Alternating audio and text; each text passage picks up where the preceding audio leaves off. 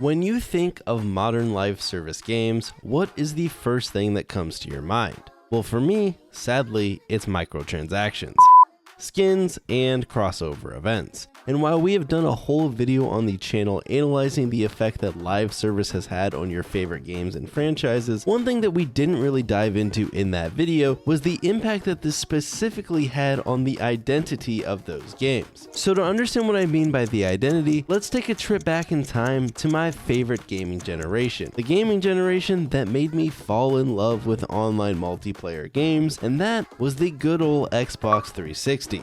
The 360 had tons of different popular multiplayer games, and each of them felt extremely unique from each other in terms of art style and artistic vision. Just taking a one-year snapshot of the most played Xbox games in 2008 alone, you can see a great variety in the style of games. You had things like Halo 3, which was a sci-fi based FPS, Call of Duty 4, a modern military shooter, GTA 4, Gears, Gears 2, World at War, Guitar Hero. All of these games felt like they had their own identity, and each game analyzed by itself had a vision for not only the style of the game, but also the vibe and artistic vision that that game was trying to present. Now, many games during this generation did have skins that you could unlock, or as the generation continued on, even had skins that you could purchase from the store. But even then, they seemed to fit the games that they were in, especially the ones that you were unlocking. Whereas today, more and more things are added into games that completely clash with the setting or vision of the game, and you don't have to look very hard or long to run into cases of this.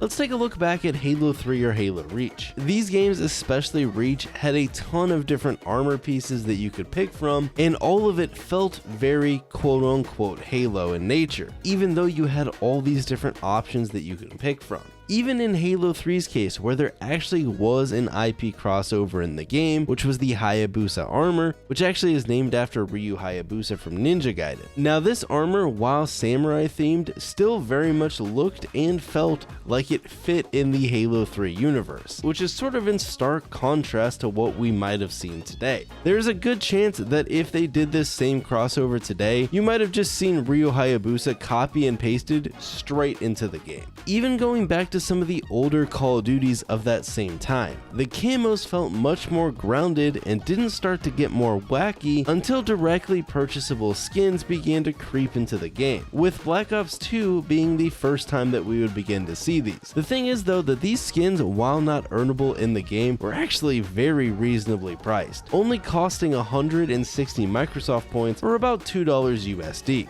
Not only would these give you a skin that you could use on any gun, they also gave you a calling card and unique reticles that you could use on your sights. In today's standards, these were an absolute steal, and I'd argue that in the Black Ops universe, some of these skins even somewhat fit to a certain degree. Oh, how far we have fallen.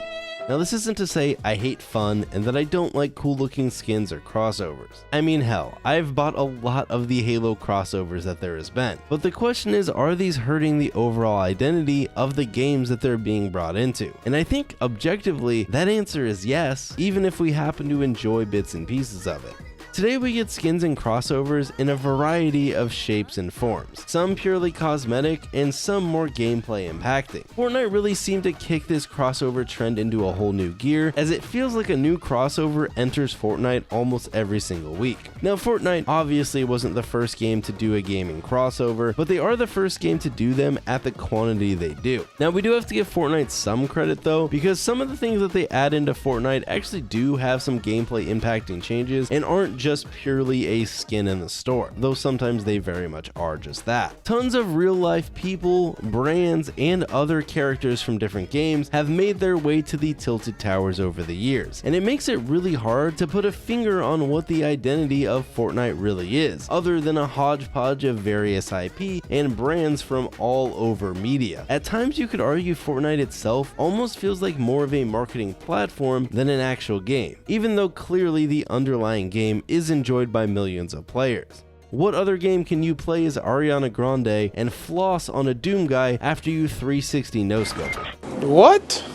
Bro, what are you talking about, man? And you know what? That's probably for the best. Call of Duty is another franchise in recent times that has gotten some criticisms in this regard, though in Call of Duty's case, it feels like that loss of identity is much more in the forefront. Unlike Fortnite, which sort of seemed to embrace skins and crossovers almost right out of the gate, for decades, Call of Duty very much had a set identity that was dependent on which of these sub-series the game was set in and the time setting of the game. But today, those settings are nothing more than a mere suggestion in the background, as everything from anime waifu skins to the soccer star Messi himself have made their way into the game as playable characters and skins. Let's take a look back at the older World War II games like Call of Duty World at War, and just compare this one-to-one with a product like Call of Duty Vanguard. When you do this, Vanguard doesn't even feel like a real World War II game. Rather, it's just a Call of Duty game with some World War II skins thrown on top of it for the hell of it. This also goes for the more modern era games like this past year's Modern Warfare 2.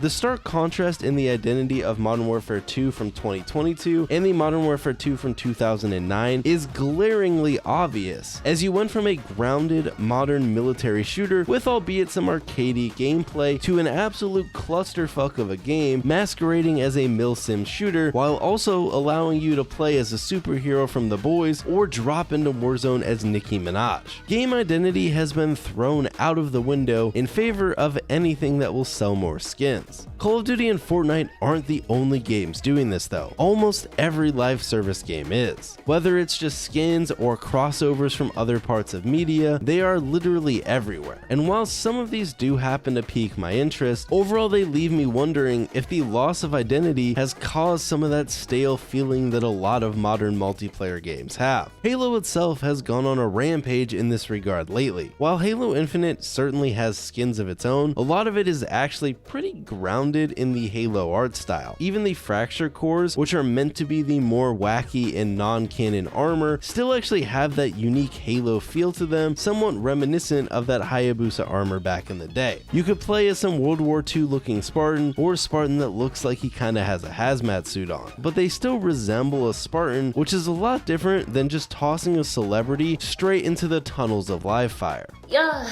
So we do have to give props to Halo Infinite in this regard. But that said, while Halo Infinite has stayed somewhat true to its art style, Halo itself has pimped out the IP as much as they can. And while I won't lie, I have purchased some of these, it is still very weird seeing Master Chief in Fortnite, Brawlhalla, and even the recent leaks for Rainbow Six Siege if they turn out to be true. Gaming crossovers and these wacky skins are seemingly here to stay, as more and more games have gone down this path in terms of microtransactions and customization. But I do find myself sometimes wishing that games were a bit more unique to their identities or true to their identities like they used to be. Skins are cool, and skins that fit the theme of the game do a much better job of making games feel unique. But the problem is with the arms race to have the coolest or most insane skins for people to spend their money on, just having some more grounded skins or armor pieces in the store just isn't going to cut it.